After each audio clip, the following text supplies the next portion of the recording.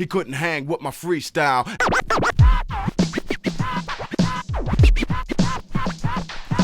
Freestyle. Freestyle. Freestyle. He couldn't hang with my freestyle. What's up, everybody? This is Chris Crazy House, and welcome once again to another Fan Art Freestyle. Today, I will be drawing my own version of the horror character Carrie White, that appeared in the 1976 movie Carrie. And I figured this would be a good thing to do for Halloween evening, because it's a classic when it comes to horror or just horror cinema. The movie Carrie has become a cult classic over the years, and it's definitely a film that I've enjoyed through most of my life. Like, I've always known about it, and I remember seeing it at a very young age, because by the time I came along in the 80s, it was something that was being shown on TV a lot. Like, it was one of those movies that could be edited for TV, and you can watch it on TV. It'll be on like TVS and stuff like that, and later on like channels like A&E. So I remember very much watching Carrie just continuously. Like, it seemed like it was always on TV, and I would always catch it at some point and some time. So I wanted to do my own version of the final scene where Carrie gets revenge on all the bullies. So that's what I'll be drawing here, and you guys can watch as I'm drawing and listen as I'm talking about some of the facts and some of the feelings that the movie gives to me as part of like 80s nostalgia and horror movie nostalgia. So let me just start off by saying that I'm aware that Carrie is originally started out as a book written by Stephen King, but I have never actually read the book, which is odd because I've read some of his other books that have been turned into films, like The Shining and It, but for some reason I've never read Carrie. So either it's just never been something that was on the bookshelf, or maybe even when I saw it, like, it wasn't something that I wanted to take a look at the time. So maybe one day I will actually get a chance to read it, but from what I understand, it was one of his first stories, and it was something that he wasn't very confident in, and he was actually going to just throw it away, but his wife read the manuscript and thought it was something worthwhile and he should keep up with it. And luckily for him that she did that, because it became very successful. And what was interesting about it is Carrie, in a way, it almost sort of foretold what we see a lot of now, and that is the bully teen that gets revenge on their classmates in both cinema and in reality. If you take into account some of these school shootings that happen, right?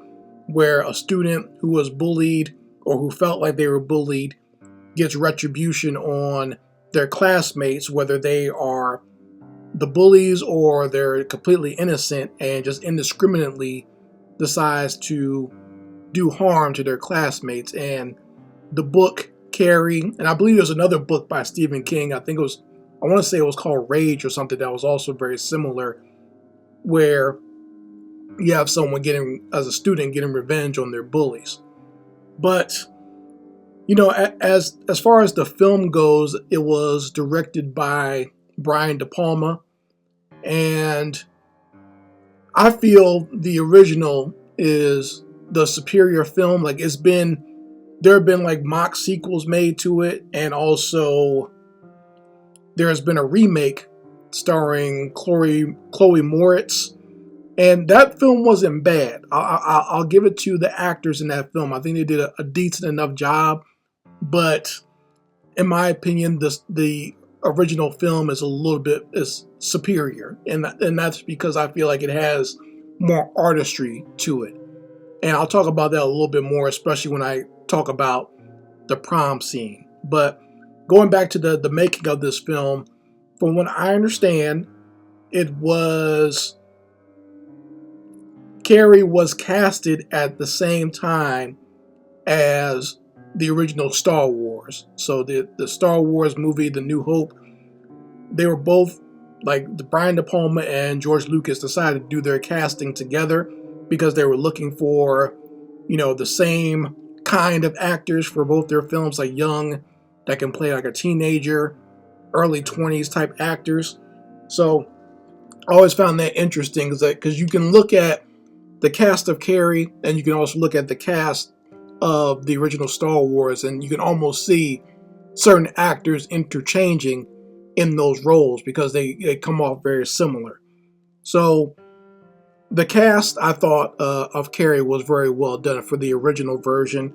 Obviously, you have Sissy Spacek, who did an amazing job playing the character of Carrie. And she's, in my opinion, what was great about her as an actress is she was able to be extremely vulnerable and extremely scary at the same time. Like when she finally flips at the end, that the look on her face used to give me nightmares. Like I had nightmares about that face. So she did an amazing job at the end of that film because as a young boy watching that film, her face always scared me at the end. I was fine with her all the way up until then, but at the end, when she has the blood on her face and her eyes are kind of popping out and the fire is all around her, it's that image that was very scary. And that's kind of the image you can see it here that I'm drawing right now. But there's a lot of other actors in that film that did a great job. Obviously, Piper Laurie playing her mother, who, in my opinion, is the real villain, the ultimate villain of this movie. The bullies are bad, and they do some very cruel things to Carrie, but it's her mother, in my opinion, that do the worst of it. She's the worst bully in the whole entire film. Her mom is psychotic, and what she does to this young girl is just reprehensible, right? So, that was, to me, she is the really scary part, especially once I became an adult and was able to understand abuse and things like that. I understood fully that the mom was the worst part of this film. And, the other actors I really enjoyed as well, like Amy Irving, who played the character of Sue, who is the girl that becomes very sympathetic to Carrie and tells her boyfriend to, ask her out to the prom. And even Nancy Allen does a good job as the main bully, Chris.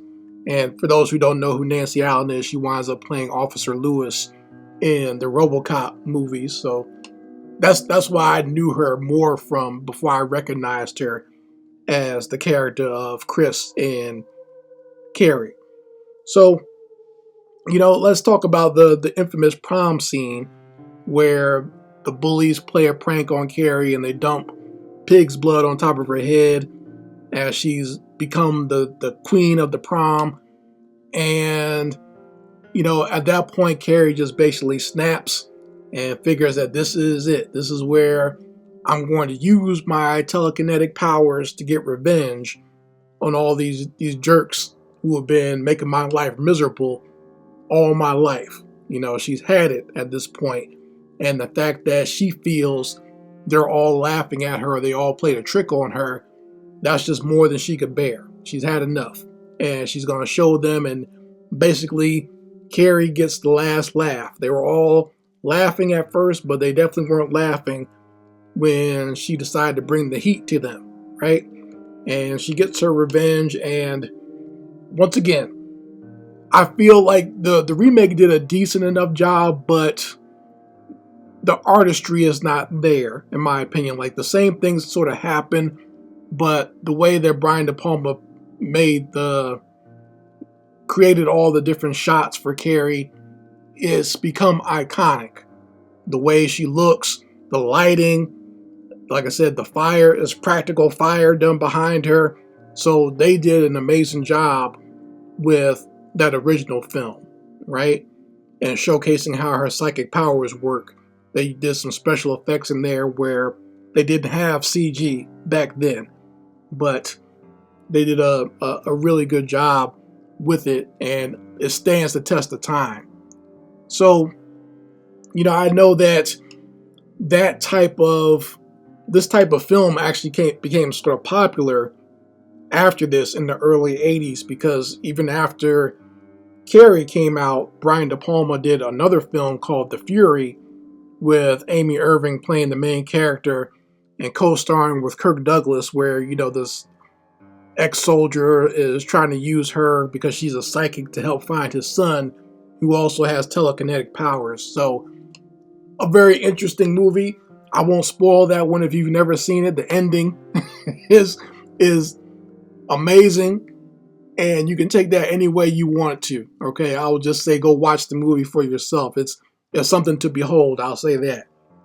But then you have movies like Firestarter with Drew Barrymore, which I always used to enjoy as well as a kid. Seeing this little girl and her father, who both had special powers, and trying to avoid being taken apart by the government.